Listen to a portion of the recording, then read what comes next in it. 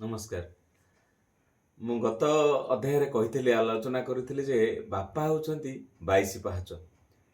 କିନ୍ତୁ ଏଇଭଳି ଏକ କାହାଣୀ ମୁଁ କହିବାକୁ ଯାଉଛି ଯେ ଗୋଟିଏ ଗାଁରେ ଗୋଟିଏ ଶ୍ରମିକ ଥିଲା ଯାହାଙ୍କ ନାଁ ହେଉଛି ଦୀନବନ୍ଧୁ ସ୍ୱାଇଁ। ତାକୁ ଗାଁରେ ଦୀନା ବୋଲି ଡାକନ୍ତି।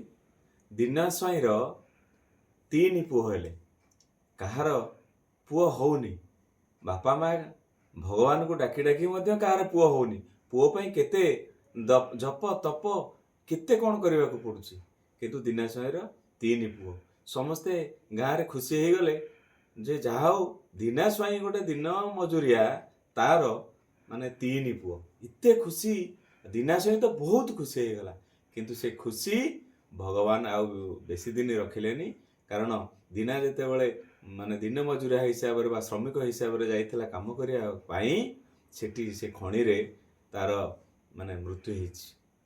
ଏବଂ ମା ଏକୁଟିଆ ସେ 3 ପିଲାଙ୍କୁ ଛୋଟରୁ ବଡ଼ କରି ମାନେ ତାଙ୍କୁ ଚଳେଇବା, ପାଠ ପଢ଼େଇବା ପାଇଁ ବହୁତ ତାଙ୍କୁ କଷ୍ଟ ହେଇଛି। ସେ 12 ଘର ହେଇଛନ୍ତି, କାହାର ବାସନ ମାଜିଛନ୍ତି, କାହାର ଘର ଓଳେଇଛନ୍ତି। ଏମିତି ସେ କଷ୍ଟ କରି ପିଲାଙ୍କୁ ପାଠ ପଢ଼େଇଛନ୍ତି। ଏବଂ ପିଲାମାନେ ମଧ୍ୟ ପାଠ ପଢ଼ି ବଡ଼ ହେଇ ଗୋଟେ ଗୋଟେ ଚାକିରି କରିଛନ୍ତି। ସମସ୍ତେ ସହରରେ ରହୁଛନ୍ତି।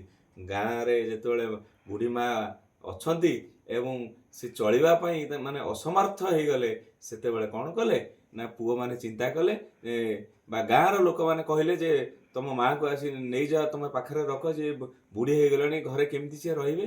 ଏବଂ 3 ଭାଇ ଯାକ ମାଆକୁ ନେଇଛନ୍ତି ଏବଂ ତାଙ୍କ ଭିତରେ ବାଣ୍ଟିଛନ୍ତି ଯେ ମାଆକୁ ଆମେ କ'ଣ କରିବା ନା ସମାନ ଦିନରେ ରଖିବା। ତେଣୁ ମାସକ ତ ଆମେ ଜାଣିଛେ 30 ଦିନ। ତେଣୁ 10 10 10 3 ଭାଇଙ୍କ ଭିତରେ ବଣ୍ଟା ହେଇଗଲା। 10 10 ଦିନ ରଖିବେ।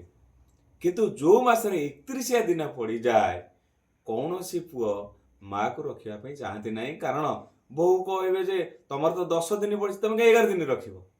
ତେଣୁ ବୋହୂମାନଙ୍କ କଥାରେ ପୁଅମାନେ କେବେ ହେଲେ ମାନେ ମାଆକୁ ସ୍ୱୀକାର କଲେ ନାହିଁ।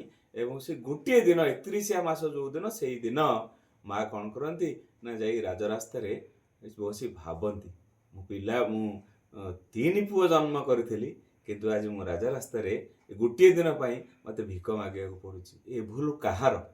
ଏ ଭୁଲ ମୋ ପୁଅର, ନା ଏ ଭୁଲ ମୋ ବୋହୂମାନଙ୍କର, ନା ଏ ଭୁଲ ମୋର, ନା ଏ ଭୁଲ ସମୟର?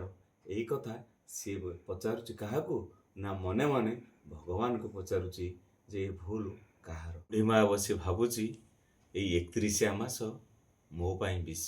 ରହୁଛି।